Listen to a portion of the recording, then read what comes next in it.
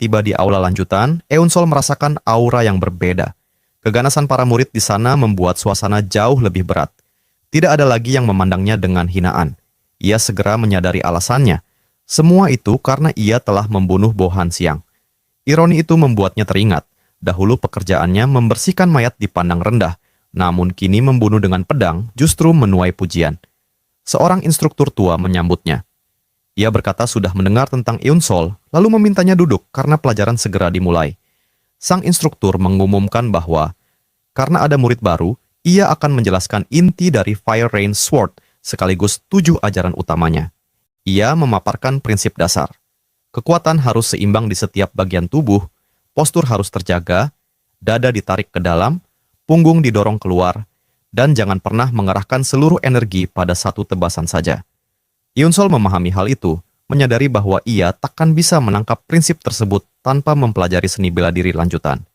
Pelajaran lisan hari itu berakhir. Sang instruktur meminta Eun-sol mengikutinya menuju sebuah taman sunyi.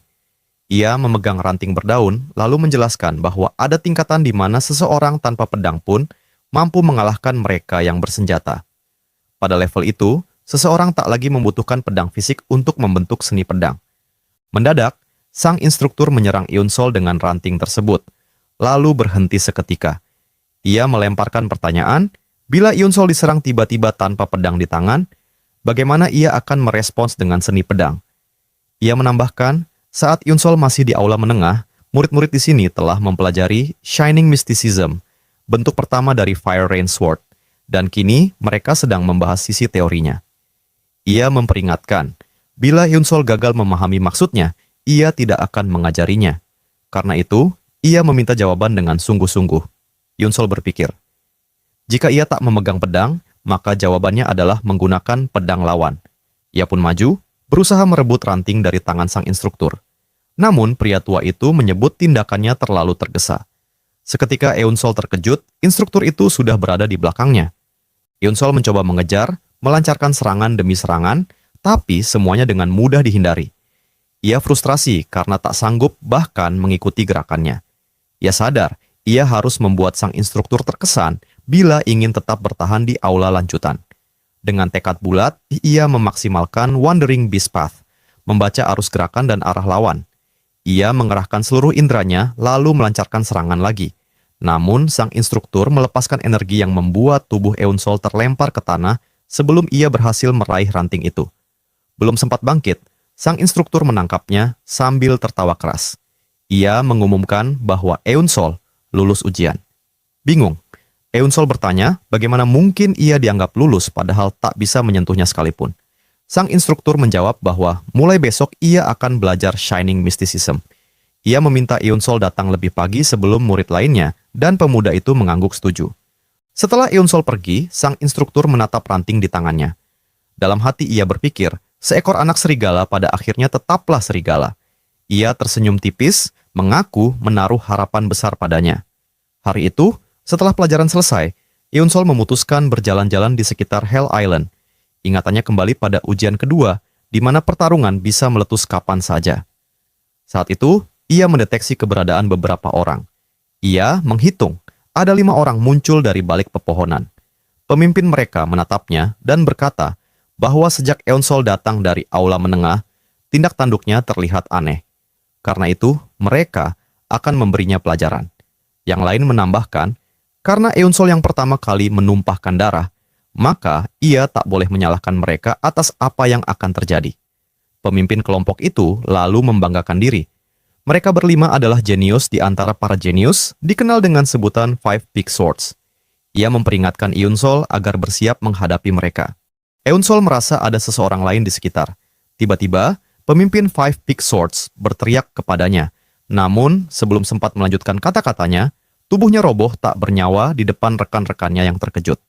Saat itu juga, seorang pemuda berambut merah muncul. Namanya Seo Jinha. Ia menatap Eun-sol dan berkata bahwa mereka perlu berbicara. Kemunculan Jinha membuat sisa anggota Five Big Swords terperangah. Mereka segera menuntut penjelasan, menanyakan alasan kehadirannya di sana. Namun, Jinha hanya memerintahkan mereka pergi, dengan dingin menyebut bahwa ia tidak ada urusan dengan pecundang seperti mereka. Ucapan itu membangkitkan amarah mereka, Tapi pada akhirnya mereka memilih mundur. Sebelum pergi, mereka bersumpah akan kembali untuk menuntut balas. Eun-sol memperhatikan, dalam hati mengakui bahwa pemuda itu sangat kuat. Sebaliknya, Jinha menyindir mereka sebagai pengecut. Setelah itu, ia berbalik kepada Eun-sol, menatap langsung dan bertanya di pihak mana sebenarnya ia berdiri. Beberapa waktu sebelumnya, di dalam Advanced Training Hall, seorang instruktur memberi arahan. Ia mengatakan bahwa seluruh murid telah mempelajari teknik pertama dari Fire Rain Sword, tetapi penguasaan sejati hanya bisa dicapai ketika mereka mampu menjadikan teknik itu sebagai milik mereka sendiri. Hari itu, ia memutuskan untuk menyaksikan hasil dari raindrops berapi yang telah diciptakan para murid. Instruktur memanggil Eun-sol untuk maju lebih dulu. Dengan langkah mantap, Eun-sol memperlihatkan versinya sendiri dari teknik tersebut. Gerakan pedangnya cepat, presisi, dan dipenuhi aura membunuh. Instruktur mengangguk puas, menyebut teknik itu sangat solid dan presisi, lalu mempersilahkannya kembali ke tempat semula. Setelah itu, ia memanggil Seo Jinha. Berbeda dari yang lain, Jinha tidak menggunakan teknik pertama Fire Rain Sword. Ia justru memperlihatkan sebuah jurus yang sama sekali berbeda, seolah dirancang khusus untuk menetralkan teknik milik Eun-sol. Melihat hal itu, Eun-sol segera sadar, Jinha sengaja memberikan peringatan untuknya. Kembali ke saat konfrontasi, Eun-sol masih memikirkan arti dari pertanyaan Jinha. Namun Jinha mendesaknya agar tidak berpura-pura bodoh. Dari ekspresi wajah dan nada suara Eun-sol, Jinha menyadari bahwa dia memang tidak berbohong dan tidak memahami situasi yang sedang terjadi. Dengan cepat, ia menyimpulkan bahwa orang yang selama ini ia cari bukanlah Eun-sol. Kekecewaan jelas terlihat. Jinha sempat berharap akan menemukan hiburan, namun akhirnya hanya mengeluarkan ancaman. Ia memperingatkan agar Eun-sol tidak bertingkah menyebalkan lagi, atau ia akan menghabisinya. Setelah itu, Jinha berbalik dan pergi begitu saja. Eun-sol menatap kepergiannya sambil merenung. Menurutnya, Jinha kemungkinan adalah seorang mata-mata. Situasi ini jelas jauh lebih rumit dari perkiraannya. Ia sadar bahwa tidak semua orang di tempat ini benar-benar mengincar posisi sebagai salah satu dari 10 Demon Lords. Walau kesempatan untuk mempelajari seni bela diri dari 10 sekte demonik adalah hal luar biasa, pelaksanaan kompetisi ini terasa sangat buruk. Ia sampai pada kesimpulan bahwa kesempatan ini sekaligus merupakan perangkap untuk menangkap sesuatu. Ia sempat bertanya-tanya apakah ada mata-mata di antara mereka, tapi segera menepis pikiran itu. Mata-mata ataupun martial artist dari pihak demonik pada akhirnya hanyalah lawan yang harus ia hadapi. Matahari perlahan tenggelam, membuatnya berpikir bahwa sebentar lagi segalanya akan dimulai. Di dekat sana, seekor tikus terlihat terjebak dalam perangkap. Keesokan harinya, di training hall, sang instruktur mengumumkan bahwa hari itu menandai akhir dari latihan. Ia mengakui bahwa banyak murid mungkin merasa bosan ketika mempelajari hukum dasar, namun menekankan bahwa bahkan master terhebat yang sudah melewati ratusan pertempuran pun selalu menyisihkan waktu untuk mempelajari hukum dan prinsip martial arts. Ia menegaskan bahwa mengetahui sebuah martial art tidak sama dengan mampu melakukannya, dan mampu melakukannya pun tidak berarti benar-benar memahaminya. Menurutnya, analisis terhadap hukum yang diajarkan akan menjadi titik awal dalam perjalanan mereka di dunia murim. Ia pun menutup dengan ucapan semoga beruntung. Tiba-tiba, suara lonceng bergema. Suara keras mengumumkan bahwa waktunya telah tiba. Instruktur memerintahkan semua murid menuju pegunungan berbatu di tengah pulau. Sesampainya di sana, para trainee berkumpul. Kepala instruktur Ryun memastikan semua sudah hadir. Lalu Ryun Yong memproklamasikan dimulainya ujian ketiga. Aturannya sederhana. Mereka harus saling membunuh hingga hanya 10 orang yang tersisa. Ia menambahkan bahwa mereka boleh bersembunyi atau melarikan diri sesuka hati. Namun itu tidak bisa berlangsung selamanya. Seiring berjalannya waktu, area yang aman akan semakin menyempit. Dan siapapun yang tertinggal di area terlarang akan dibunuh oleh Killing Demons. Eun-sol bisa merasakan aura membunuh yang sangat kuat terpancar dari para demon tersebut. Ia yakin mereka adalah martial artist dengan kekuatan luar biasa. Salah satu trainee bertanya, apakah mereka diperbolehkan menyerang para Killing Demons? Ryun tertawa lepas, senang melihat ambisi sebesar itu. Ia membenarkan bahwa mereka boleh bertarung, bahkan boleh membunuh para demon itu jika mampu. Kemudian ia mengumumkan sebuah hadiah luar biasa. Siapapun yang berhasil membunuh seorang Killing Demon akan langsung diangkat menjadi salah satu dari 10 Demon Lords. Para trainee tercengang. Mereka segera menyadari bahwa membunuh satu demon jauh lebih sulit dibanding mengalahkan seluruh peserta lainnya. Ryun mengingatkan bahwa mereka boleh saling bersekutu atau bahkan memasang jebakan, namun tetap menegaskan satu hal. Mereka harus membunuh dengan segala cara. Itulah jalan menuju posisi sebagai salah satu dari 10 Demon Lords. Begitu ujian dimulai, para trainee segera terpencar ke segala arah. Hyunsol sadar ia harus bergerak cepat. Selama ini, banyak peserta yang sudah memperhatikannya. Dan jika ia tidak segera menjauh, kemungkinan besar ia akan diserang beramai-ramai, seperti yang pernah terjadi sebelumnya. Ia memutuskan untuk mencari tempat aman terlebih dahulu, dan satu-satunya tempat yang terpikirkan adalah Wandering Beast Pavilion. Dengan kecepatan penuh, ia melesat menuju bangunan yang sudah dikenalnya itu. Namun di tengah perjalanan, ia menyadari perubahan pada tekstur tanah. Saat itu juga, firasatnya menangkap keberadaan seseorang. Seorang pemuda muncul, tubuhnya penuh luka. Ia berlari sambil berteriak minta tolong, mengatakan bahwa ada orang yang berusaha membunuhnya. Pemuda itu bahkan menjanjikan hadiah jika Hyunsol mau menolongnya. Hyunsol sempat ragu apakah ini hanya jebakan, tetapi luka-luka di tubuh pemuda itu terlihat nyata. Dengan cepat, ia merasakan ada 3 orang yang sedang mengejar. Ia bertanya-tanya apakah mereka memang satu tim. Meski enggan ikut campur, Hyunsol tahu keberadaan pemuda itu akan memperlihatkan lokasinya. Di detik terakhir, ia menarik pemuda itu masuk ke sebuah lubang tersembunyi di tanah. Tak lama kemudian, 3 pengejar itu tiba. Mereka bingung karena mangsanya tiba-tiba menghilang, merasa tidak mungkin ia bisa kabur sejauh itu. Pemimpinnya bersumpah akan membunuh bajingan itu, lalu memerintahkan 2 rekannya menyebar mencari. Setelah mereka pergi, Hyunsol dan pemuda itu muncul kembali dari dalam lubang. Sang pemuda berterima kasih, mengatakan bahwa ia selamat berkat bantuan Hyunsol. Dalam hati, Hyunsol merasa lubang itu bukan sekadar tempat persembunyian. Ia yakin Master Sao sudah menyiapkannya untuknya. Saat berada di dalam tadi, ia merasakan indera Wandering Beast Path berkembang jauh lebih tajam. Ia bisa menangkap getaran langkah para pengejar di tanah, hingga suara pedang mereka seakan terlihat jelas di matanya. Saat itu, ia menyadari bahwa inilah inti dari Wandering Beast Path, menggunakan getaran sebagai mata dan telinga. Persis seperti yang ingin diajarkan oleh Master Sao. Pemuda itu kemudian memperkenalkan dirinya sebagai Gum Churyong dari Sekte Blood, lalu menanyakan nama Hyunsol. Namun Hyunsol tidak menggubris dan memilih berjalan pergi. Churyong segera mengejarnya, memintanya menunggu. Ia menjelaskan bahwa sejak awal ujian ketiga ia langsung kabur ke hutan, namun terus diburu tanpa henti. Karena Hyunsol membantunya, ia merasa bisa dipercaya dan dengan ringan meminta ikut bersamanya. Hyunsol tidak memberi jawaban, tetapi Churyong menganggap diamnya sebagai persetujuan. Ia mengikuti Hyunsol dengan riang. Tak lama, suara pertempuran sengit terdengar dari kejauhan. Hyunsol berkata bahwa ada pertarungan di sana, jadi sebaiknya mereka mencari jalan lain.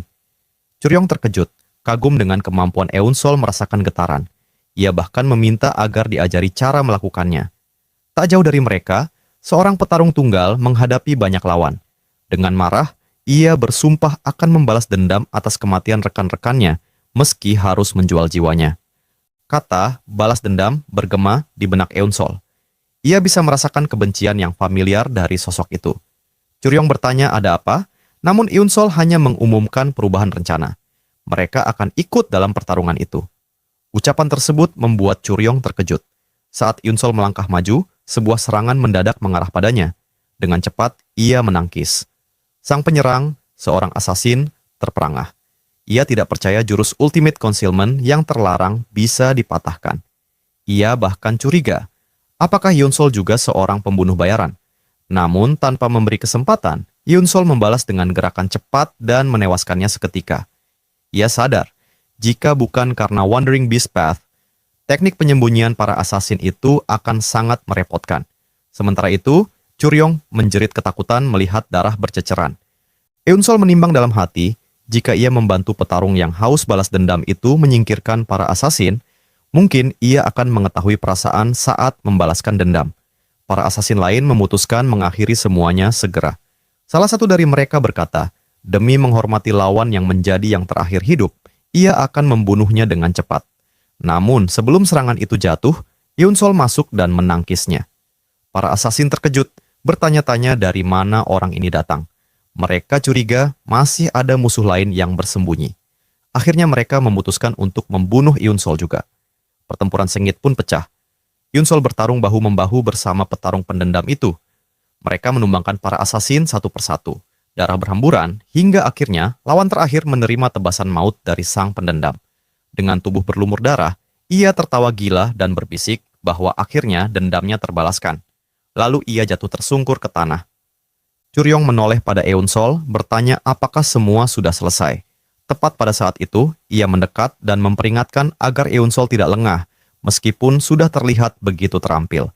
Eun Sol tiba-tiba diserang dengan sebilah dagger tersembunyi. Namun, ia dengan mudah menangkis serangan itu. Churyong tertegun, tidak percaya bagaimana Eun Sol mampu menghentikannya begitu saja. Dengan nada dingin, Eun Sol menegaskan bahwa semua ini adalah kesalahan Churyong. Karena ulahnya, ia kehilangan kesempatan untuk mengajukan pertanyaan pada lawan yang lain.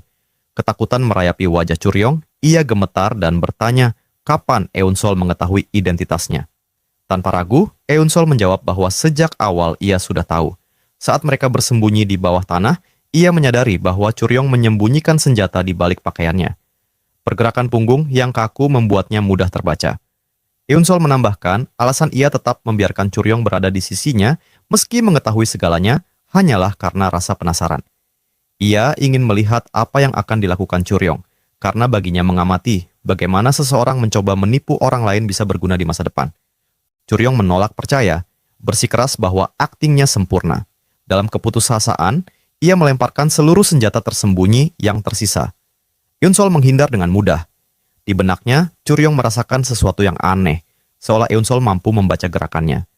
Serangan demi serangan ia hindari dengan lincah, lalu Hyun Sol melancarkan pukulan telak pada Churyong.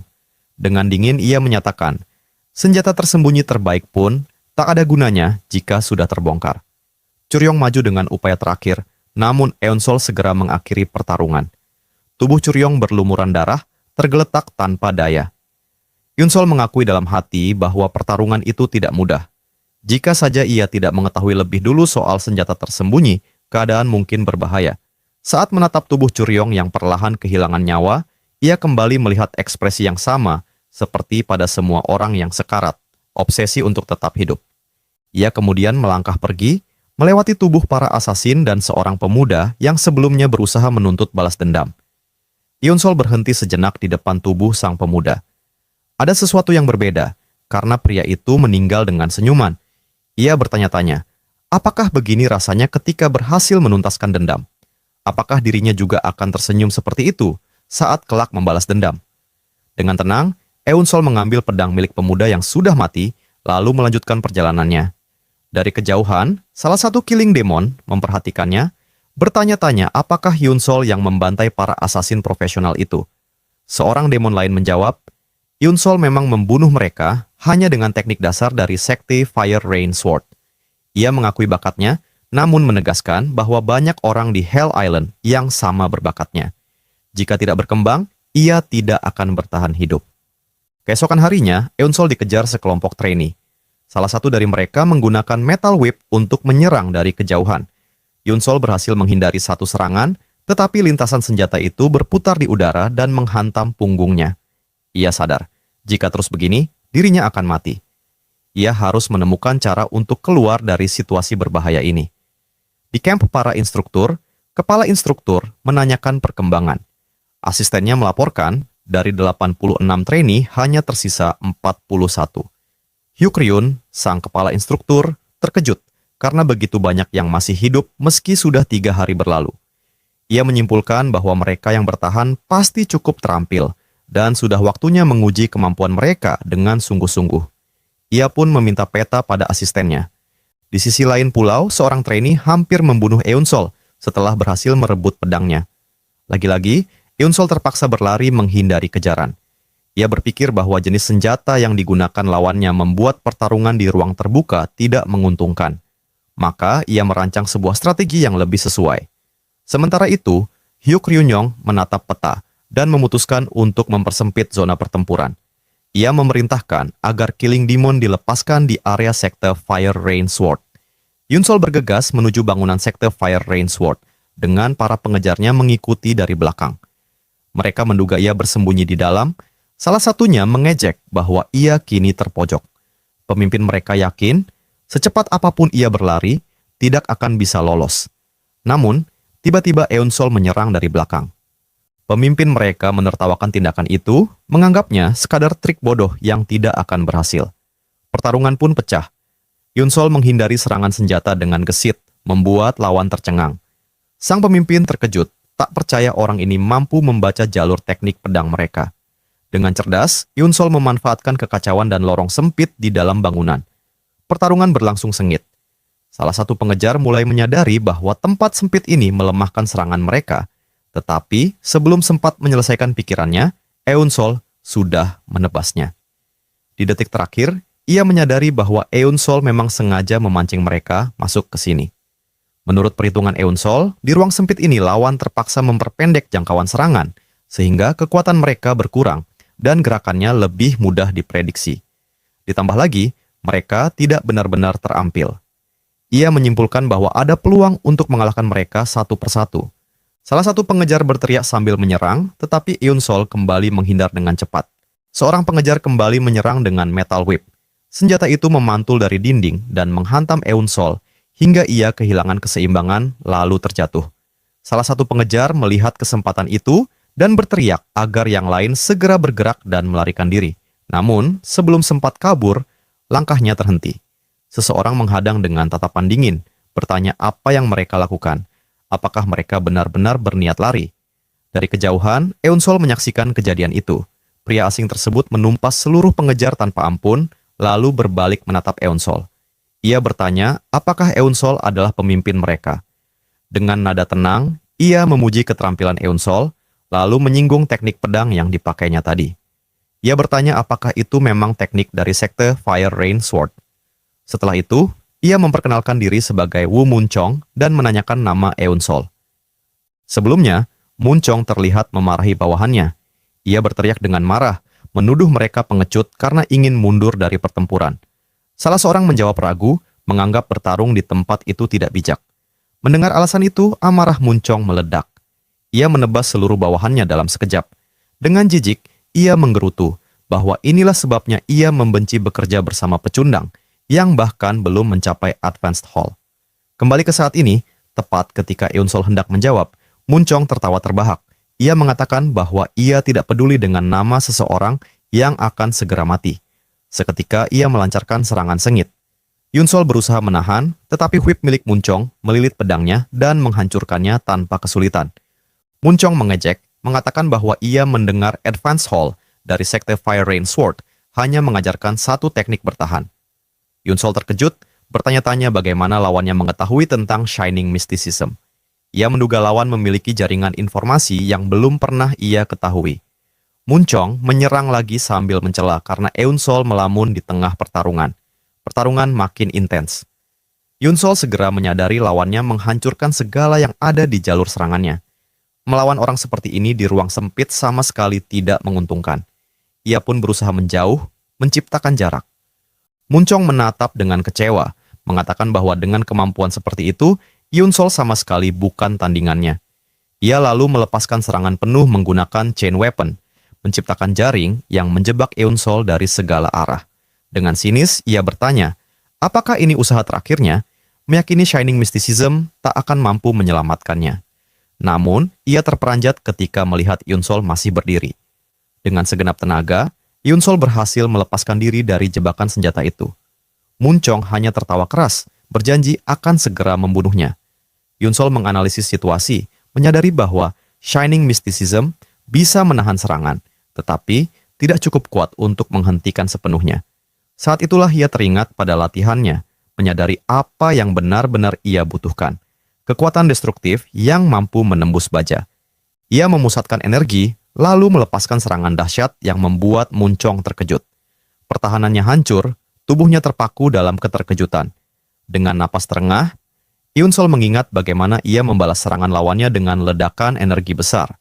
Ia mengeluarkan teknik Unparalleled Lightning and Thunder, sebuah jurus yang menghancurkan lawan sepenuhnya. Yunsol sadar, seperti yang pernah dikatakan instruktur, teknik ini memang memiliki kekuatan luar biasa. Namun, tubuhnya melemah, darah segar keluar dari mulutnya. Ia paham, teknik itu masih terlalu tinggi untuk levelnya sekarang dan tidak bisa dipakai dengan bebas. Meski begitu, ia lega karena berhasil menang. Waktu terus berjalan. Ia sadar pertarungan tadi berlangsung terlalu lama dan zona terbatas akan segera berubah. Ia harus segera bergerak. Namun tiba-tiba, ia merasakan kehadiran seseorang. Langkahnya terhenti ketika melihat seorang killing demon berdiri tepat di depannya. Eonsol kaget, bertanya-tanya mengapa demon itu ada di sini. Apakah area ini berubah menjadi zona terbatas ketika ia sedang bertarung? Ia menyimpulkan, bukan karena lari dari pertempuran ia sampai di sini. Lalu ia mempertanyakan, apakah dirinya akan diizinkan pergi begitu saja? Demon itu hanya diam, tidak bereaksi. Mengira akan aman, Eonsol mencoba berjalan melewatinya. Namun tiba-tiba, demon tersebut melancarkan serangan cepat dari belakang. Dalam sekejap, Eonsol membayangkan lehernya akan tertebas bila gagal menghindar. Pada detik terakhir, ia berhasil menghindar.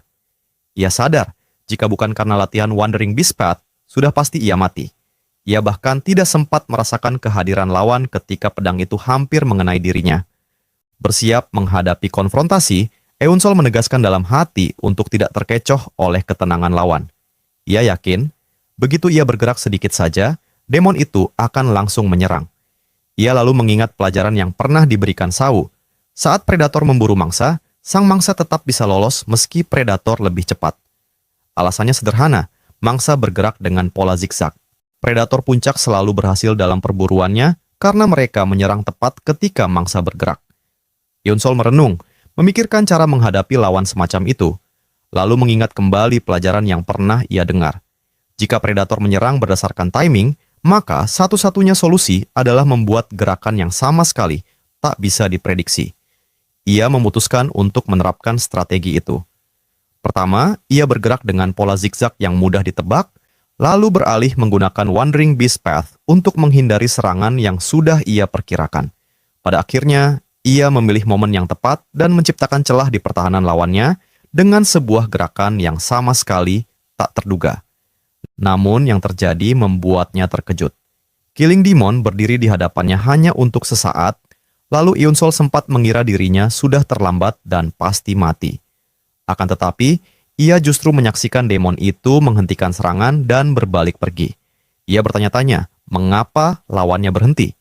Apakah tanpa sadar ia sudah melewati batas area terlarang? Mengingat kembali pertarungan tadi, ia sadar bahwa dirinya hanya bisa bertahan dengan mengerahkan seluruh kekuatan. Bahkan, ia tidak berhasil menciptakan satu pun celah nyata dalam pertahanan lawannya. Ia pun mengakui bahwa inilah level seorang master sejati. Selama ini ia hanyalah katak dalam tempurung, tak menyadari betapa luasnya dunia dan betapa hebatnya orang-orang yang hidup di dalamnya. Kesimpulannya jelas, ilmu bela diri Killing Demon berada di tingkat yang tak bisa ia ukur. Dan orang yang membunuh kakeknya pasti memiliki kemampuan sebanding. Tekadnya pun mengeras, ia harus melampaui tingkat keahlian ini jika ingin membalaskan dendam. Tiba-tiba, seseorang muncul di hadapannya dan memanggil namanya lengkap, Yunsol dari keluarga Bow. Orang itu berkata sudah lama mencarinya dan mendengar kabar bahwa ia menguasai Wandering Beast Path. Yunsol merasa pria ini berbicara seakan sudah mengenalnya, sama seperti orang-orang lain. Itu berarti informasi tentang dirinya sudah tersebar luas. Pria itu mulai memperkenalkan diri, namun berhenti dengan nada sinis, mengatakan bahwa seseorang yang akan mati tidak perlu tahu namanya. Tanpa peringatan, ia langsung melancarkan serangan mendadak. Dengan mudah, Eonsol menghindarinya. Penyerang itu terkesan dengan kemampuan Eonsol, mengakui bahwa ia mampu menebak arah serangannya dengan insting, layaknya binatang buas. Pria itu menambahkan, ia yakin Eonsol kelak akan menjadi salah satu dari 10 Demon Lord. Karena alasan itulah ia harus membunuhnya sekarang, selagi masih berupa Demon Seed. Yunsol segera menyadari aliran energi lawannya telah berubah sepenuhnya. Ia teringat bahwa tidak semua orang di pulau ini mengincar posisi Demon Lord, dan bertanya-tanya apakah pria ini salah satunya. Ia memaksa dirinya menyingkirkan pikiran mengganggu untuk fokus pada pertarungan. Dalam pertukaran serangan, Eonsol merasakan sesuatu yang aneh. Ada aliran energi asing yang menarik tubuhnya. Saat itu ia teringat pelajaran dari kakeknya ketika mereka meneliti sebuah tubuh yang mati karena jurus Five Cutting Tiger Blades milik klan Peng.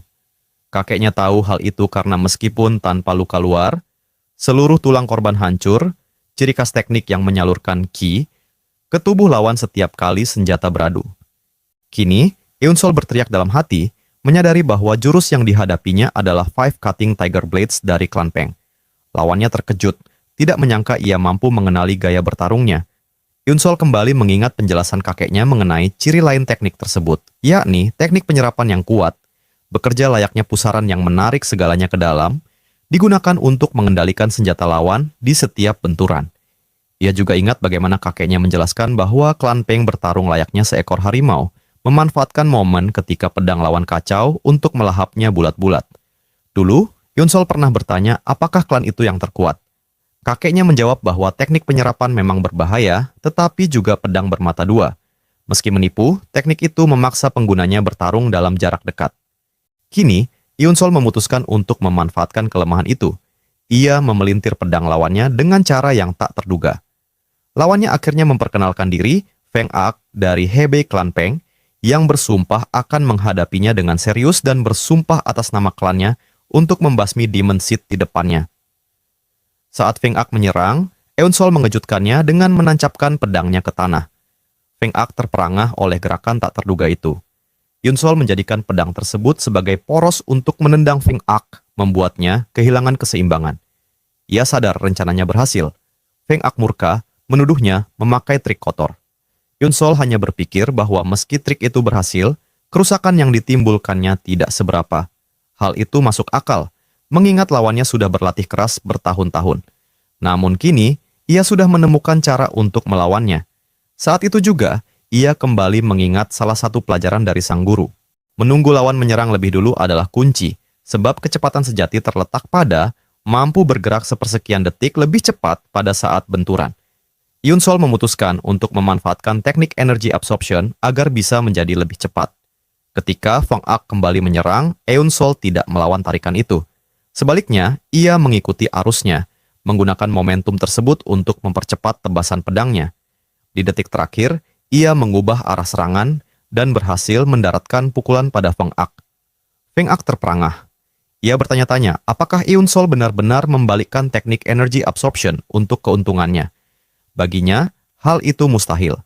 Teknik itu bahkan mampu menarik batu dari jarak jauh, dan para pendekar pedang paling terampil sekalipun sulit memanfaatkannya dengan tepat. Ia menepis kemungkinan bahwa pemuda seperti Eun-sol sanggup melakukannya, lalu menyerang kembali dengan cara yang sama. Eun-sol menyadari bahwa semakin kuat tarikan itu, pedangnya justru menjadi semakin cepat. Feng Ak berteriak frustrasi, menuntut sampai kapan Eun-sol mengira taktik ini akan bertahan. Tiba-tiba, Eun-sol melihat lawannya berhenti menggunakan energy absorption. Feng Ak berkata bahwa ia tidak membutuhkan teknik itu untuk mengalahkan seseorang seperti dirinya. Dengan keyakinan penuh, Feng Ak menerjang dengan serangan langsung. Namun bagi Eun-sol, inilah momen yang ia tunggu. Ia bersiap, lalu melepaskan jurus pertama dari Fire Rain Sword, yaitu Shining Mysticism. Serangan balasan yang menggelegar itu mengenai Feng Ak pada saat ia menanggalkan pertahanannya, menjadi pukulan penentu. Feng Ak terhuyung, jatuh berlutut, lalu bertanya dengan wajah terkejut apakah itu tadi memang teknik Shining Mysticism. Eun-sol mengiyakan, menambahkan bahwa itu adalah gerakan yang berbahaya. Ia berpikir, untuk mengubah satu-satunya serangan mematikan dalam teknik defensif Shining Mysticism menjadi serangan penuh, ia harus dengan sengaja menahan semua serangan lawannya ke arahnya. Feng Ak terperangah, mengaku tidak pernah membayangkan teknik itu bisa ditafsirkan dengan cara semacam itu. Ia kemudian bertanya, apakah Eun-sol hanya akan pergi begitu saja? Eun-sol menjawab singkat bahwa Feng Ak bukan bagian dari balas dendamnya. Feng Ak mendengus, merasa heran dengan keberadaan seseorang seperti Eun-sol di dalam sekte demonik. Eun-sol berharap mereka tidak akan pernah bertemu lagi, lalu beranjak pergi. Feng Ak ambruk karena luka-lukanya. Tepat saat itu, sosok lain muncul di belakangnya. Feng Ak bertanya lirih apakah orang itu datang untuk membunuhnya. Sosok bertopeng, seorang killing demon, menatapnya. Ia mengatakan bahwa Feng Ak cukup berguna bagi seseorang dari sekte ortodoks dan kematiannya sungguh disayangkan. Feng Ak tersentak menyadari mereka tahu sejak awal bahwa dirinya adalah seorang mata-mata. Demon itu menambahkan bahwa ia terlalu meremehkan Devil's Palace, lalu mengucapkan selamat tinggal dan menghabisinya di tempat. Sementara itu, di bagian lain pulau, seorang murid berlari sekuat tenaga demi menyelamatkan nyawanya. Seo Jinha tampak mencabut senjata-senjata kecil yang menancap di tubuhnya satu persatu. Ia berdiri terengah-engah, tubuhnya penuh luka. Sekelompok lawan menghadangnya. Pemimpin mereka mengejek bahwa Jinha benar-benar sial. Ia mengejek lebih jauh, menanyakan apakah Jinha benar-benar mengira bisa kabur setelah diracuni oleh racun khusus Hellish Blood Fortress Poison. Ia menegaskan bahwa tanpa penawar, nasibnya sudah tamat. Jinha mengumpat dalam hati, merasa malang. Ia tidak menyangka ada kelompok terorganisir yang menggunakan senjata tersembunyi dan racun, dan menyadari ada batasan dari apa yang bisa ia lakukan seorang diri. Para lawannya melihat bahwa Jinha menggenggam pedang dengan tangan kiri, lalu mengejek apakah ia benar-benar akan bertarung dengan cara itu. Pemimpin mereka berkata, sekalipun Jinha bertalenta, seorang pendekar tangan kanan tidak mungkin mendadak mahir menggunakan tangan kiri. Ia menyarankan agar Jinha menyerah saja. Mereka pun menyerang bersamaan. Namun Jinha menangkis serangan-serangan itu dengan keterampilan mengejutkan, meski lengannya kembali terluka. Ia sadar sebuah jarum beracun lain telah mengenainya. Jika dalam waktu 15 menit ia tidak mendapatkan penawar racun, semuanya akan berakhir. Terkepung dan terluka, pikirannya mulai condong pada menyerah. Tiba-tiba, jeritan terdengar. Para penyerang Jinha justru disergap oleh seseorang tak dikenal. Satu persatu mereka tumbang, berteriak menanyakan siapa yang menyerang mereka. Di detik terakhir, Eun-sol muncul dan dengan gerakan cepat serta tegas, ia menghabisi seluruh penyerang. Tubuh-tubuh mereka bergelimpangan di tanah. Eun-sol berdiri di tengah pemandangan itu, sementara Seo Jinha mundur dengan waspada. Ia memintanya berhenti, menegaskan bahwa ia tidak punya niat jahat terhadapnya. Eun-sol merogoh tubuh salah satu musuh, menemukan sebuah botol kecil, lalu menyadari bahwa itu adalah penawar racun. Ia berpikir bahwa dengan ini, menghadapi sisa anggota Hellish Blood Fortress akan lebih mudah. Ketika Eun-sol berbalik hendak pergi, Jinha kembali memintanya berhenti. Ia menoleh, bertanya apa yang ia inginkan. Jinha menjawab bahwa ia sudah diracuni dan hanya punya waktu 10 menit sebelum racun itu menyebar ke seluruh tubuhnya. Eun-sol menjawab dingin bahwa Seo Jinha keliru. Ia menjelaskan bahwa tujuannya datang ke sini adalah untuk membunuh semua orang, termasuk dirinya. Satu-satunya alasan ia membiarkannya hidup hanyalah karena tidak merasa perlu menyingkirkan Jinha dengan tangannya sendiri. Seo Jinha mengakui bahwa jika Eun-sol benar-benar pergi, ia akan mati. Pada akhirnya, dirinya hanyalah pesaing lain. Dalam keputusasaan, ia menawarkan kerjasama, asalkan Eun-sol memberinya penawar racun. Eun-sol menatapnya, lalu bertanya alasan mengapa ia harus melakukannya. Jinha menjelaskan bahwa kini hanya tersisa 20 orang, dan selain mereka, semuanya sudah bergabung dalam kelompok. Ia menegaskan, sekuat apapun Eun-sol, ia tidak mungkin menghadapi mereka sendirian. Jika diberi kesempatan bekerja sama, ia sanggup memberi informasi mengenai martial arts para peserta lain, dan bersumpah tidak akan pernah mengkhianati Eun-sol bila ia menyelamatkan hidupnya. Eun-sol mempertimbangkan tawaran itu. Dari yang ia lihat sejauh ini, meski Jinha memiliki harga diri tinggi dan selalu ingin bertindak mandiri, ia bukan tipe yang gemar menipu atau berkhianat. Eun-sol pun bertanya mengenai syarat kerjasama itu. Jinha mengusulkan agar mereka bersatu hingga hanya tersisa berdua dengan janji saling menjaga kepercayaan. Setelah berpikir sejenak, Eun-sol melemparkan penawar racun ke arahnya. Jinha segera berterima kasih. Tiba-tiba, Eun-sol mendengar suara aneh. Ia bertanya-tanya apakah ada area terlarang baru yang muncul. Ia segera memperingatkan Jinha bahwa mereka harus pergi. Namun Jinha ragu, merasa wilayah ini bukan bagian dari area terlarang. Eun-sol mendesaknya untuk berpikir. Sebagian besar pulau sudah menjadi restricted area, dan kemunculan area baru kemungkinan besar berarti para peserta lain akan bergerak ke arah ini. Dugaan itu segera terbukti, kelompok-kelompok trainee mulai bermunculan, mengepung mereka. Eun-sol sadar, terlambat untuk melarikan diri. Salah satu pendatang menarik perhatiannya. Ada sesuatu yang berbeda dari pria itu. Seorang trainee berteriak, menyarankan agar semua sepakat membunuh Eun-sol dan Jinha lebih dulu. Yang lain segera mengenali mereka, menyebut nama Bo Eun-sol yang menguasai Wandering Beast Path. dan Seo Jinha yang tidak boleh diremehkan karena keterampilan pedang serta penyelidikannya terhadap peserta lain. Pemimpin kelompok musuh menyimpulkan bahwa mereka sudah tahu siapa Eun Sol dan Seo Jinha. Ia sempat bertanya-tanya mengapa keduanya tidak membentuk tim sejak awal, dan kini ia berasumsi mereka akhirnya bekerja sama. Eun Sol melirik botol bubuk penawar racun yang diambil Jinha sebelumnya. Jinha berbisik padanya, mengatakan bahwa ia akan menggunakan racun Hellish Blood Fortress sebagai pengalih. Dengan cepat, ia menebarkan bubuk itu ke udara. Para lawan panik, mengira itu racun mematikan. Kesempatan itu digunakan Eun Sol dan Jinha untuk melarikan diri. Salah seorang musuh kemudian menyadari bahwa bubuk itu tidak beracun, mereka telah tertipu. Pemimpin kelompok berteriak memerintahkan pengejaran. Dalam hati, Jinha menilai bubuk itu memang tidak berbahaya, namun asap tebal yang tercipta cukup untuk menipu mata. Ia menyadari medan terbuka bukanlah keuntungan bagi mereka, sehingga mereka harus menuju formasi bebatuan dengan banyak gua kecil. Eun Sol bertanya apakah Jinha memikirkan hal yang sama dengannya. Ia mengangguk, menjelaskan bahwa mereka harus mencari gua untuk bertarung. Eun Sol segera menemukan satu, dengan pintu masuk sempit dan lorong panjang. Jinha terkejut, tak menyangka Eun Sol sudah merencanakan ini semua. Sulit dipercaya, seseorang yang baru mempelajari Wandering Beast Path mampu menyusun strategi sedemikian matang. Ia pun semakin penasaran akan jati diri sebenarnya. Mereka berlari cepat menuju formasi bebatuan. Namun setibanya di sana, Jinha melihat kabut aneh yang sebelumnya tidak ada. Eun Sol setuju bahwa ada sesuatu yang janggal. Dari balik kabut, sosok Killing Demon muncul. Jinha tersentak, menyadari ini adalah area terlarang. Eun Sol mengamati dengan tenang, menduga para demon hanya menonton situasi. Ia menyimpulkan bahwa para instruktur sengaja menjadikan tempat ini area terlarang, karena mengetahui mereka bergerak ke arah sini. Jinha bertanya apa yang harus mereka lakukan. Eun Sol menjawab bahwa selama mereka tidak melintasi batas, para demon tidak akan menyerang. Ia menambahkan, bila harus bertarung, tempat ini bukanlah pilihan terburuk. Dengan posisi punggung menghadap restricted area, situasi ini sama seperti bertempur di dalam gua dengan dinding pelindung di belakang. Jinha setuju, mengakui bahwa mereka tidak punya pilihan lain. Keduanya pun bersiap menghadapi lawan. Saat itu, kelompok pengejar tiba. Pemimpin mereka mencibir, bertanya sinis apakah mereka sudah selesai berlari.